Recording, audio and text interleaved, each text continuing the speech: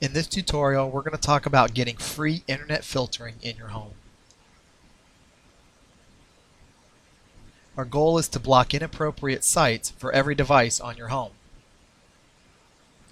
And the beauty is there's no software to install. So how does the internet work? When your computer types in a web address like www.tk.net, it has no idea how to find it.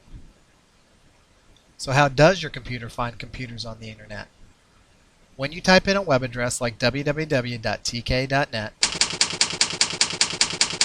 it asks another computer on the internet called a DNS server, and it asks, where is TK?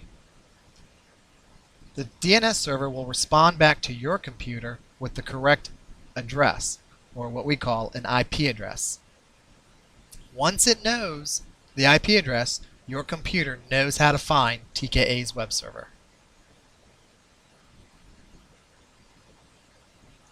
The problem? Your internet provider's default DNS servers will answer every website request, no matter the content on that site.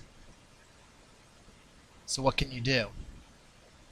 You can ask a different DNS server that knows good sites from bad sites.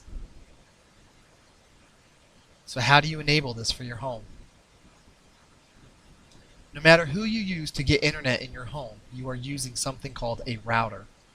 Some examples are maybe a D-Link, a Cisco, or a Netgear. Your provider may have given you their router to use. For example, Comcast or AT&T may have given you a modem and router all in one. Some of you may have purchased your own modem and router separately. The solution? OpenDNS.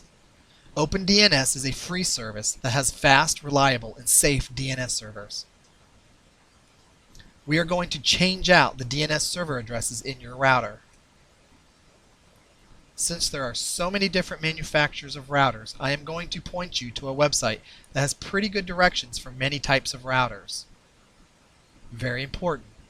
Some of the directions show different IP addresses for the servers. So, the IP addresses to use are 208.67.222.123 for the first one, and 208.67.220.123 for the second one.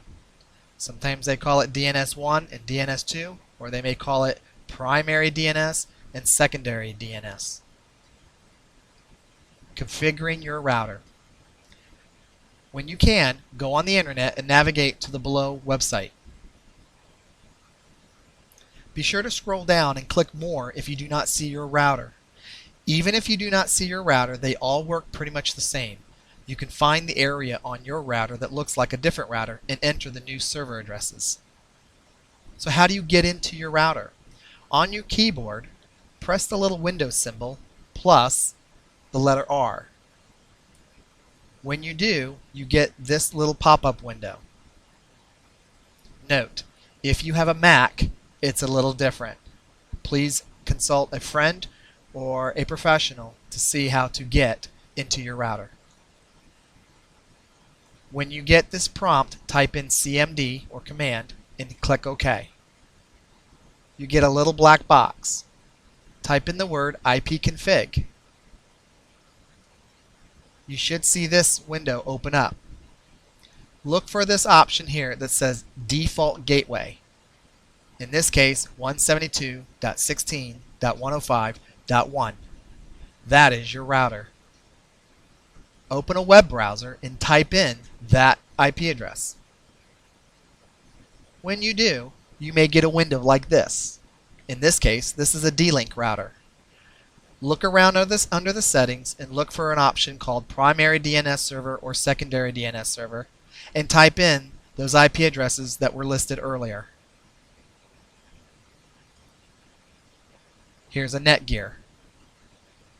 Again, the screen looks slightly different, but the terminology primary DNS and secondary DNS is the same.